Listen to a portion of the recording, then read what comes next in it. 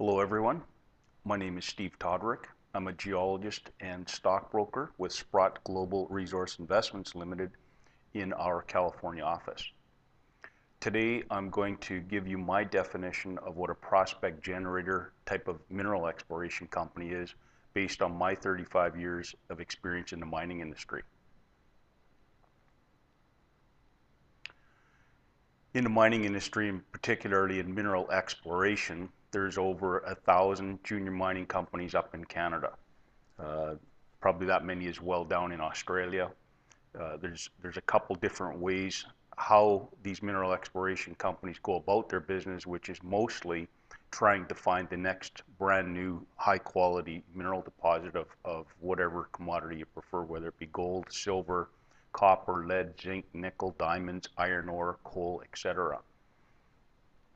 For the most part, most of those exploration companies choose to go out and stake or acquire one specific mining property, hoping to go out and carry out various surveys, geophysical surveys, prospecting and whatnot, trying to identify attractive anomalies or targets to then bring in the drill rig and drill test these anomalies, hoping to make the next significant discovery. There's a common saying you may have heard me or other people say, the most exciting thing in the mining industry and usually the most financially rewarding is if a little mineral exploration company makes that brand new discovery and then they successfully keep moving the drill over, growing that deposit bigger and bigger, such that at the end of the day, they've defied the horrific odds of finding an economic deposit that will become a mine, and ultimately they're taken over by a major mining company.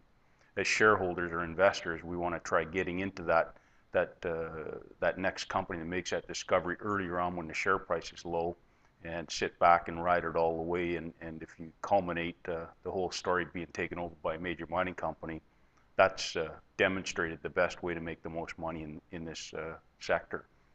So the catch is when a company owns that property 100%, if they're going to hang on to it, the only way these companies raise money is usually by means of doing private placements, which usually come attached with a warrant. And every time they raise money, they're creating more share dilution. And in all of these companies, a very key part of the formula in success is trying to, minimize the number of shares outstanding to the lowest number possible. Again, knowing the odds of making a significant discovery, the typical story usually goes something along these lines. A company raises money by issuing shares. They go drilling, knowing they're very likely not going to find anything, and they don't, so they spend all the money. Then they come back to the market to investors. They raise more money, issuing more shares. They spend that. They still don't find anything. Go back, raise more money, issuing even more shares. They keep doing that long enough. Eventually, they have so many shares outstanding that investors just say, we won't finance you again because you've ruined the share structure of the company. There's way too many shares outstanding. So to get around that risk, there's another type of company called the prospect generator. Their business model is to basically spend other people's money in the hopes of minimizing the shares they're going to issue and have outstanding. They go out and acquire mining properties the same way as the other companies, but after they acquire a property, they then try and dress it up, doing the obvious surveys, whether it's prospecting or soil sampling or silt sampling, geological mapping, and usually some geophysical surveys. Those are the inexpensive parts of the exploration game.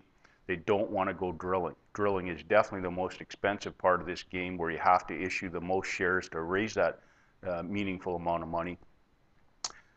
So what they do is they dress it up.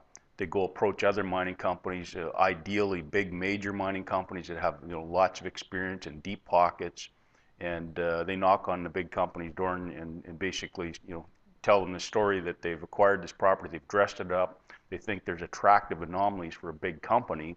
Would they consider entering into a joint venture partnership? If that happens, the incoming big mining company at a minimum wants to acquire a majority interest in the project, so that's at least 51%. Then after that, they usually want the right or ability to acquire at least another 9% and commonly another 19%, so they get up to around the 70% level. So the prospect generator company is accepting that they're going to give up a majority stake in a project if there's a big deposit found, but at the same time they're happy with that trade-off to minimize their share structure. So here's a list of probably the most common prospect generator types of exploration companies out there today. Altius Minerals is probably the one company that employs this business model that's been around the longest. They started trading in 1997. They've done an absolutely fabulous job protecting their share structure. After 17, 18 years of being a public company, they've only got about 30 million shares outstanding. That's fabulous. It's not uncommon for a lot of companies to have around 100 million shares out. We'll talk about Altius later. Then there's Virginia Mines, very successful company. Reservoir Minerals, we'll talk about them. They've made a brand new discovery with their joint venture partner. You'll also see that the prospect generator type of company tends to focus on one area, whether it's in their backyard where their head office is. They know that area really well, so they're comfortable there, or they choose to go somewhere else in the world and get very knowledgeable in that particular area. So Altius, they're from Eastern Canada and Newfoundland. There's big deposits of iron ore, nickel, and uranium there. They've rarely strayed outside of Newfoundland. Virginia Mines is focused in Eastern Canada and Quebec. Reservoir Minerals in Eastern Europe and Serbia. Cornerstone Capital is down in Ecuador, and on and on. They've all got an area where they think they're experts type of thing. This is a graph of a very popular chart that shows the life cycle that's associated with the share price events that can take place in the exploration companies. All of these exploration companies, whether they're prospect generators or the more typical regular exploration company that owns 100% of their project, they all start out trading and toiling away in this part of the life cycle down here. The share price remains flat until they, and unless they make a discovery, the company can just wander or toil along here endlessly for years and years, hoping to make that next discovery. So when they're in this stage, they're out there, taking the soil samples and silt samples and prospecting and geological mapping, doing geophysical surveys. They can be, in their joint venture phase in this period here. They're trying to identify targets, and then when they're ready, they bring in the drill rigs, start drilling, hoping to make a discovery. That's what they're all trying to do type of thing. So the share price just remains flat, trading sideways. Usually here, it might go down. It rarely will go up type of thing in this period here, because there's no material events that will drive the share price higher. If they get to this point here and make a discovery, that's when things wake up in the stock and the company, and we'll talk about that a little bit later on here too. A couple examples of typical prospect generators. Here's Evrim Resources. I said earlier their backyard is in Mexico, so they're focused down there looking for copper and gold deposits. You can see the stock spiked up here back about 4 years ago when they first started trading and did their IPO. The market was better. Stock opened around 60 cents, I think, and maybe hit a high a little over $1. But a couple years later, getting into the more current market environment, we're seeing the share price just trading sideways here. Evrim's done a very commendable job of generating projects and farming or joint venturing out to other companies, mostly big companies, but a couple other juniors as well. Doing a very nice job bringing in the partners, and they've been doing all the surveys, they've been drilling. They're toiling away in this stage here. They haven't yet made a discovery, but they're hoping to one day. Another example is Reservoir Minerals. I said they're focused in Serbia. A couple years ago, they were able to bring in Freeport-McMoRan, the big U.S. copper mining company, into a joint venture over there. Reservoir had done their homework and realized that there's a big copper gold mining complex that's been on operation for over 100 years. During that time, that state mining company has, discovered and mined 6 to 8 different deposits. And Reservoir went on a simple premise that we all go on it. The best place to look for a new deposit is right near a known mining complex or a known deposit type of thing. So about 5 miles to the south of that mining complex, Reservoir staked some properties, dressed them up, and approached Freeport. Freeport was intrigued, and they agreed to enter into a joint venture partner. and then Freeport's out doing the surveys on the property, getting drill targets ready, and then they started drilling, and then one day they wound up to drill a brand new target and drilled a very good hole, nice wide interval of good grade copper, and that signaled the discovery drill hole. So they succeeded in getting to this point in the chart.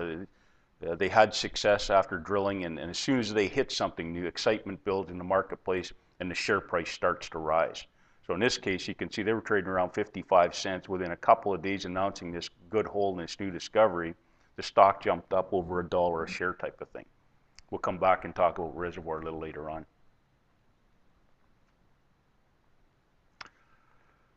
As I said, most companies employ a similar tactic. They're in business to spend other people's or other mining companies' money type of thing. There are some variations on how these companies can carry out their business.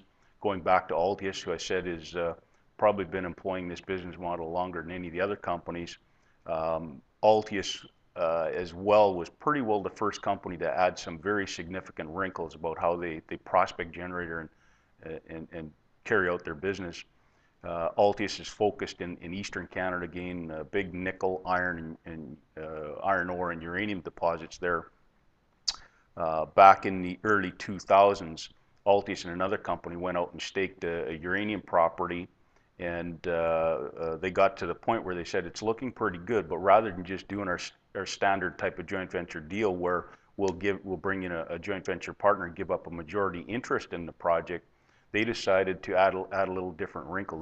They figured that if they could sell or spin out a little company and put that uranium project in it, in exchange for doing that, Altius would receive millions of shares in that spin-out company, which was called Aurora Energy. Altius is then sort of handing off a little more of the risk, at the same time, figuring they can add a little more value to the project and the company by taking shares and letting the onus lay on Aurora Energy's management to go out and raise the money however they see fit, and let them worry about the share dilution of their company. So they did that deal back here in the stock chart type of thing.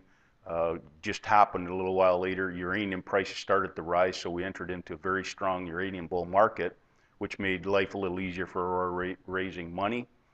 They went out, they started drilling, they kept growing the deposit bigger and bigger. The market liked it.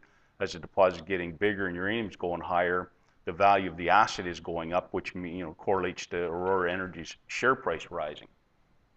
And normally, in this part of the chart here, when we go back to this chart, we've made the discovery, we're drilling it, it's getting bigger and bigger, the share price is going higher, and we're hoping the deposit eventually gets big enough for a bigger company to want to come and take them over, having to pay a takeover premium. That's the ultimate home run I said earlier. Altius chose to do something different. On the way up near the top, they decided not to wait around for that possible takeover, so they sold all their shares right here and basically turned this transaction into over $200 million in hard cash. Going back here, when Altius staked and acquired this initial property, I think they only spent about $600,000 on the project. So they literally turned $600,000 into $200 million in cash. It was a tremendous success story. Next, with all that money in the bank, Altius went out, and the next project that they set their sight on was an iron ore project called Kami, also in Newfoundland. And Altius figured, let's try doing it again. Rather than just bringing in one of the big iron ore mining giants, let's try and spin out a new little iron ore company, put or sell that project into that company in exchange for millions of shares again. At the same time, Altius decided to add another little wrinkle. They, as part of that transaction, they kept a 3% royalty on the deposit, such that if that turns into a big iron ore mine, Altius is going to get 3% of all the revenue that's coming in, which would equate to $20 to $30 million a year type of thing. So again, Altius did that deal back here. They got about 38 million shares of Alderon iron ore along with the 3% royalty. Since the acquisition or the deal, Alderon's been out drilling away. They grew it into a big deposit. They then brought in a big Chinese steel company as a joint venture partner that has the deep pockets and the money to build the new mine type of thing. So they're in that process. The stock is basically trading sideways while that happens here, and we'll see how this plays out. But all indications are this is going to be a big iron ore mine, and Altius is in line to acquire tens of millions of dollars a year for a long time to come. So looks like they've done it again with another real success story.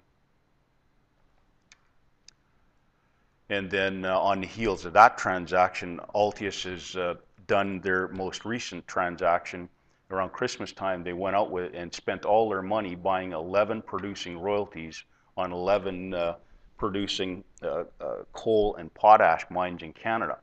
A big mining company up there was having some financial difficulty, and they had to sell these royalties even though they didn't want to.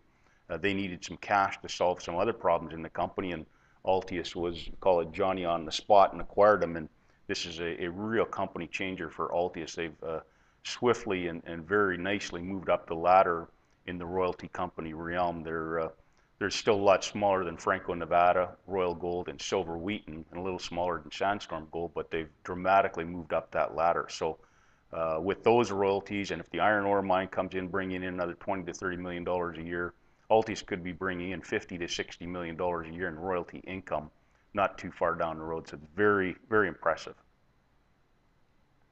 I think we'll start to see more and more of the prospect generator companies starting to do business deals like Altius has. Everybody's aware of Altius and what they've done, and we all agree that it's a tremendous success story. So I look for more deals out of the other companies along the Altius business model. Come back to talking about Reservoir Minerals and their joint venture partner, Freeport-McMoRan. Again, I said earlier, they drilled that really good hole, and since then, the last 18 months, that was when that discovery was made, Freeport has just been moving the drill over, growing the deposit bigger and bigger. The share price has risen in light of the bear market environment we've been in from 55 cents. A few months ago, it was trading as high as $7.50. And right around this time, the Reservoir announced that after all this drilling here, they've got about 62 million tons of 3.5% copper equivalent with some very nice rich grades of gold as well. That's a big enough deposit that that's going to be a very profitable copper gold mine, and Freeport will likely mine it. So it wouldn't shock me if Freeport took over Reservoir anywhere around here. If they don't, the two companies will keep drilling it, and all indications are that they've found a second deposit right near the first one. It's wide open. They're going to keep drilling it. If they do, and it gets more and more valuable, we should see this share price rising trend continue, leading up to an eventual takeover at some point here. So tremendous success story in only the last 18 months. Definitely highlights and illustrates the joint venture model to a T. Tremendous success story. And last but not least, it's always nice to end up with the hot off the press example. Cornerstone Capital, I said, is focused in Ecuador since 2006, trying to bring in joint venture partners. About 2 years ago, they were able to bring in an Australian company called Solomon Gold as a joint venture partner. Solomon then took over, out doing all the surveys and trying to dress up drill targets. Late last year, they started bringing in the drill to start drill testing. And early this year, they announced one day that they intersected a really wide interval of good grade copper and gold. The stock was trading around 7 cents. On that announcement, the stock spiked up, hit a high of 21 cents. So it literally tripled in value on that discovery drill hole announcement. And again, that's what all these companies, whether they're prospect generators or regular exploration companies, are trying to do, defy those horrific odds and drill that first magical hole that illustrates something extra special is happening on that property. Just about a week ago, Cornerstone gave us an update, told us that they've moved the drill over about 150 meters or 500 feet from the first good drill hole here, and they've hit the zone again. The drill is still going deeper. They're still in mineralization, so they've now hit it in 2 holes. You know, the hope is they can move it over and hit it in a 3rd hole and a 4th hole and a 5th hole, and just keep drilling, trying to grow this into a big enough deposit. So stay tuned on this one. Hopefully, you know, we're around this part of the Reservoir stock chart, and we'll see if Cornerstone can duplicate this success. If they do, their share price should continue in a nice uptrend rise like this. So hopefully my talk has educated you or convinced you of what my definition of a prospect generator is. It's one way to invest in these stocks. This business model appeals to investors that are trying to minimize their risk in their investment.